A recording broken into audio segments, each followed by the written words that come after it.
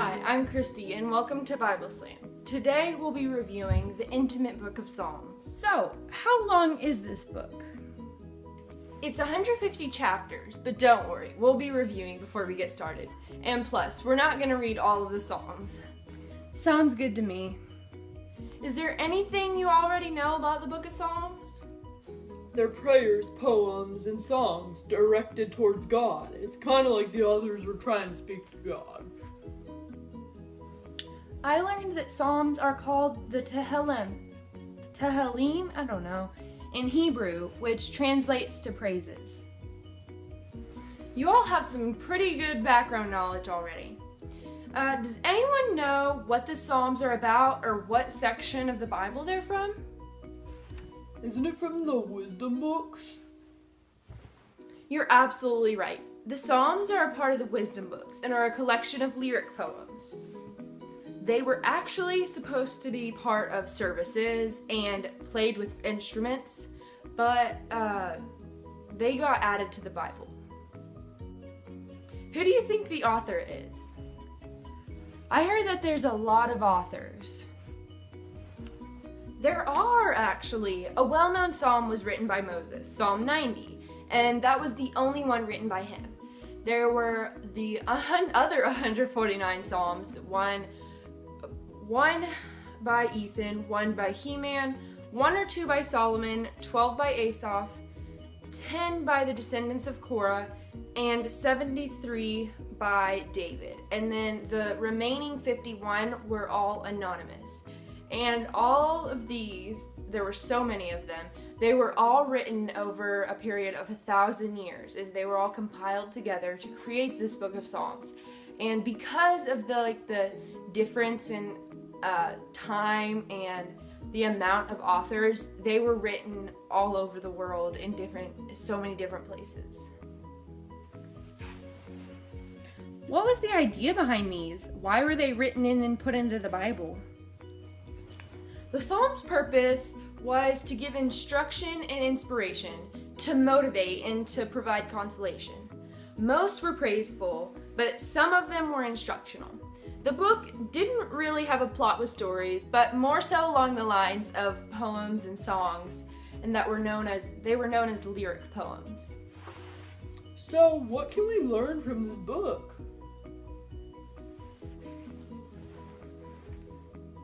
This book will aid you in knowing that you should love and trust in God, and it will help you understand just how merciful God is and how He forgives all the sinners who repent.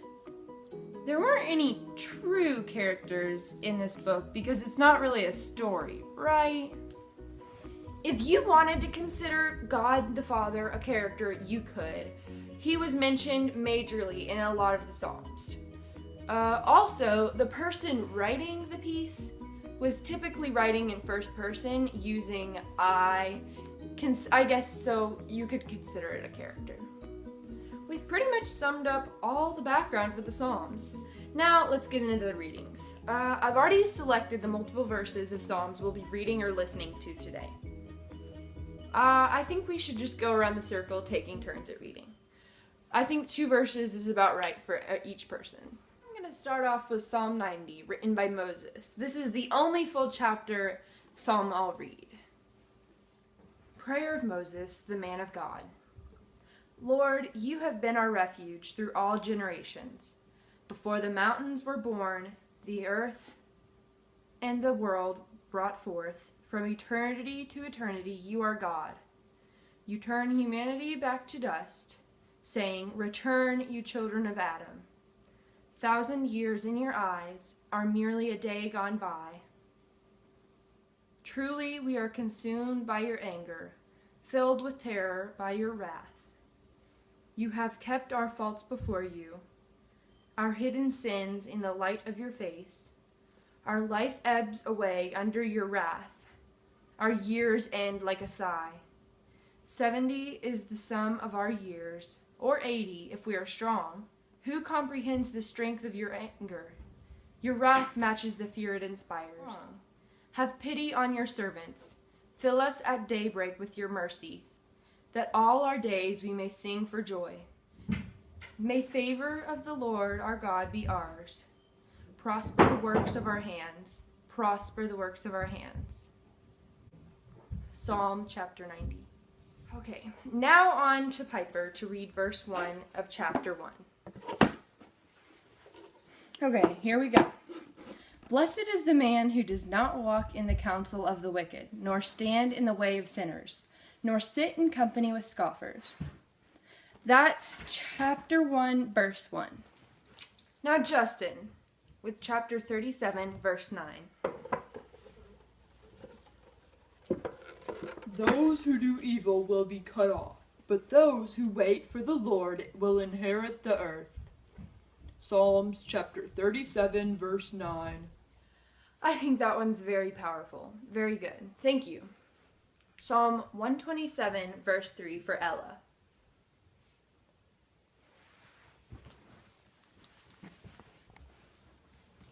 Certainly, sons are a gift from the Lord, the fruit of the womb, a reward. Psalms chapter 127, verse 3. A psalm of David. The Lord is my shepherd. There is nothing I lack. Psalms chapter 23, verse 1. A psalm of David. The earth is the Lord's and all that it holds. Aid the world and those who dwell in it. Psalm chapter 24, verse 1. For I know my transgressions. My sin is always before me. Psalm 51, verse 5. Find your delight in the Lord, who will give you your heart's desire. Psalm 37, verse 4. I think that's a good note to end on. Very good time. Thank you all for coming. Have a great week, and don't forget to come next week.